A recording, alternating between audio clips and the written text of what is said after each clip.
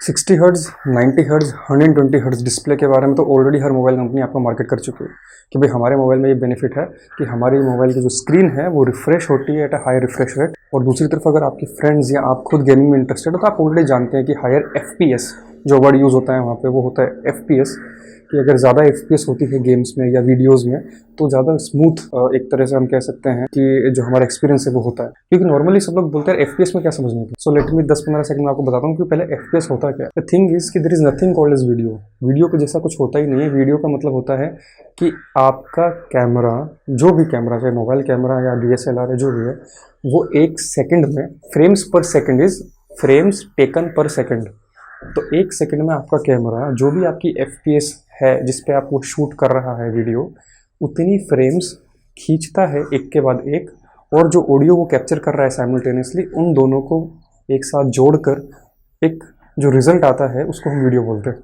हमारा जो माइंड है वो after a particular limit of frames ये मानने लगता है कि भैया ये जो चीज़ है जो मुझे दिख रही है स्टेशनरी इमेजेस, ये एक्चुअली मूवमेंट के साथ में, that's why we get this illusion of video. तो पहली बात तो वीडियो कुछ होती नहीं है। This is from where the whole concept of FPS came इन।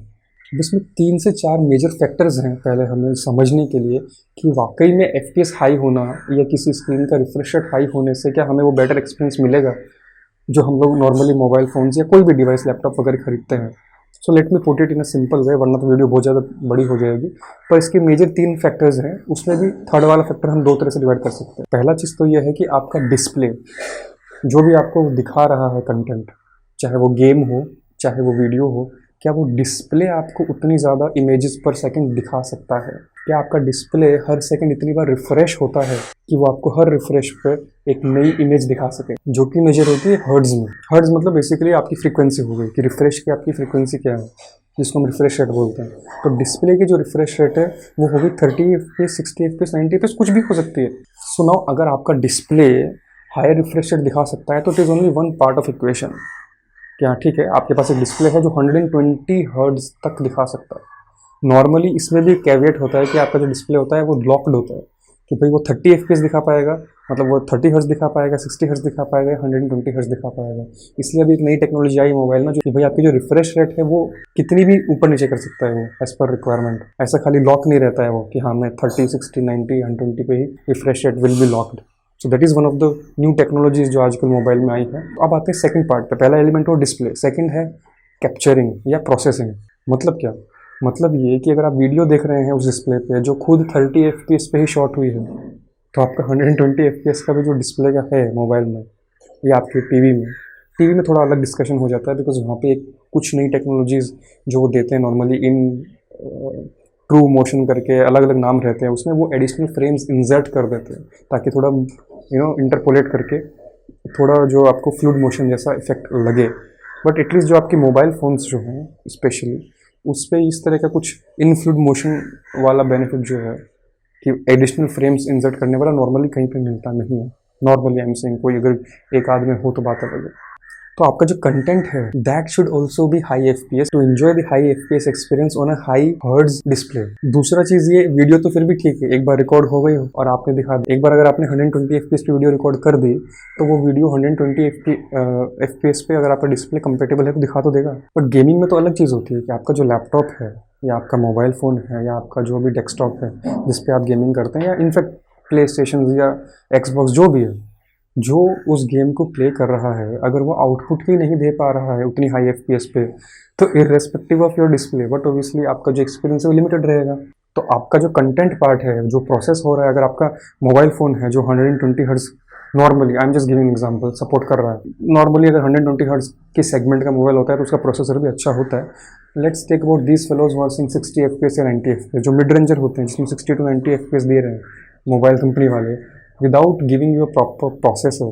तो वो बंदा कितना भी मार्केटिंग करे कि भैया मेरा डिस्प्ले बहुत अच्छा है, करेक्ट है, it is not wrong, but आपका प्रोसेसर अगर वो आउटपुट ही नहीं दे सकता उस गेम में या कम सेटिंग पे आपको वो हायर FPS का आउटपुट दे रहा है, तो एनीवेज आपका जो एक्सपीरियंस है गेमिंग का वो अच्छा नहीं है।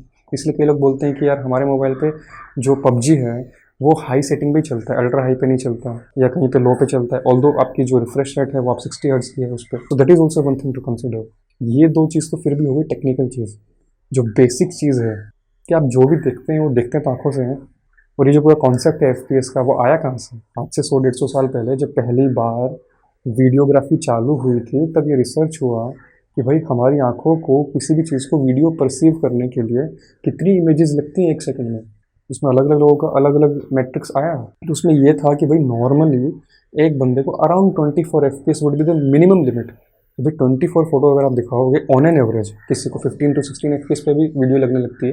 कई लोग, महान लोग जो गेमर्स होते हैं, जिनकी आंखें ज़्यादा ट्रेंड होती हैं, या ग्राफिक डिज़ाइनर, जो भी नॉर्मल बंदा भी हो सकता है, उसमें कोई सर रेसिज्म नहीं है कि आपको professional racism, that you have to be from particular profession. तो उन लोग को हायर FPS पे भी लगता है कि भाई वीडियो में स्टटर है। तो 24 FPS was accepted as the minimum for an average person, कि इतनी फोटोज अगर आप 1 सेकंड में दिखाएंगे तो जो आपका एक्सपीरियंस है वो फोटो से हट के वीडियो पे आने लगेगा।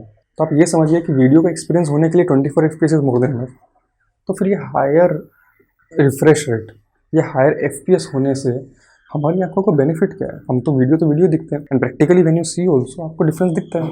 ऐसा नहीं है कि डिफरेंस नहीं है। हमारी जो आंखें हैं वो लाइव फीड में काम करती हैं, किसी कैमरा के जैसे काम नहीं करती हैं कि FPS के बेसिस पर काम करती हैं। हमारी आंखें देखती रहती हैं। पर आंखों के देखने में दो चीज़ें होती हैं। एक होती है जो एक्चुअल आप देख पाते हैं, जो सीन, और दूसरा होता है मोशन।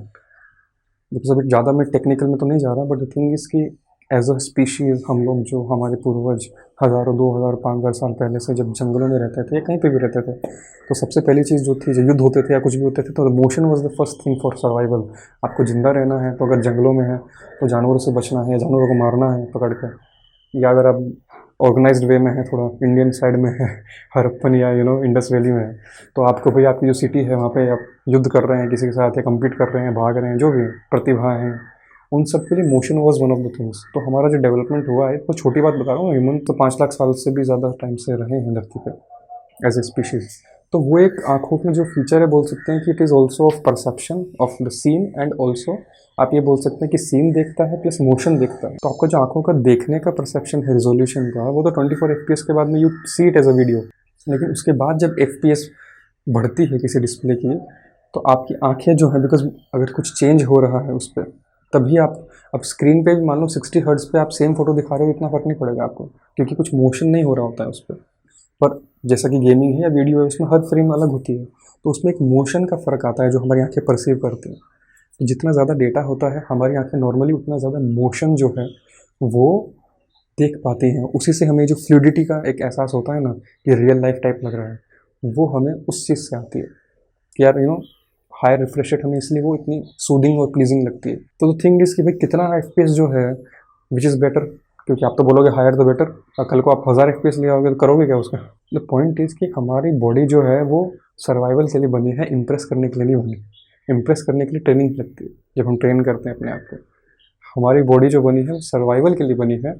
तो इसीलिए ऑन एन एवरेज जो हमारा एनकाउंटर होता है इस दुनिया से, तो वीडियो में अगर एक वीडियो से कंपेयर करूं तो 90 to 120 हर्ट्ज में जो जितनी जल्दी चीज़ें मूव होती हैं, उससे ज़्यादा नॉर्मली हम लोग एक नेचुरल वर्ल्ड में नहीं देखते उससे ज़्यादा मूवमेंट ऑन रेगुलर बेसिस, जिससे हम डील करना पड़ता है। आप बोलोगे जेट है, घूम रहा है, तो उस केस में हमारी आंखों को 90 hertz max to max 120 hertz तक वो इफेक्ट आ सकता है।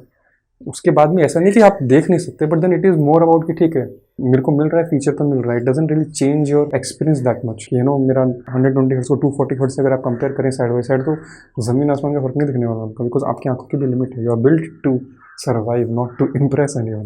हाँ, अगर आप गेमर हैं या आप कोई जेट फाइटर के जो पायलट हैं, तो but obviously because daily basis पे जब भी आप कोई सॉर्टी करते हैं, तो आपको उतना फास्ट चीज़ों को देखना पड़ता है, then your eyes but obviously get trained for that. But normal scenario में 120 FPS is more than enough. I'm saying 90 ही काफ़ी रहता है, बट ठीक है 120 FPS is okay, something like normally हमारी आंखों को उससे ज़्यादा अगर FPS दे भी रहे हैं, ऐसा नहीं कि आंखें देख नहीं पाएंगे, but it won't really have that value addition about that. ये समरी में मैंने आपको बताया है कि FPS का जो गेम है पूरा, ये खाली आपके डिस्प्ले पे या आपके कंटेंट पे ही नहीं होता है।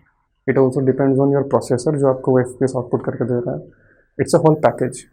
या आपके डिस्प्ले की स्ट्रेंथ ऑफ शोइंग, जिसमें वो लॉक्ड भी हो सकती है, या वो LPDO टाइप टेक्नोलॉजी भी हो सकती है, जिसमें कोई भी रिफ्रेश दिखाई जा सकती है, जिसमें रिफ्रेश रेट चेंज हो सकती है during the duration which is not locked at particular intervals. दूसरा ये कि आपका जो कैमरा है या दूसरा आपका जो कंटेंट है, अगर वीडियो है तो उसकी FPS क्या है, अगर आप गेम खेल रहे हैं तो उसका आउटपुट क्या है, ये सब भी सिंक होना चाहिए साथ में। And at the end of the day it's you, your eyes. अगर आप लोगों को एक्सपीरियंस में फ़र्क नहीं दिख रहा है irrespective of what is being marketed, then I don't think you need that feature. It does not mean that you don't buy that. If you are getting it, if it's in your budget, why not? But understanding ये रहना चाहिए कि अगर आप जब mobile या कोई भी डिवाइस खरीदते हैं तो it is a package of features.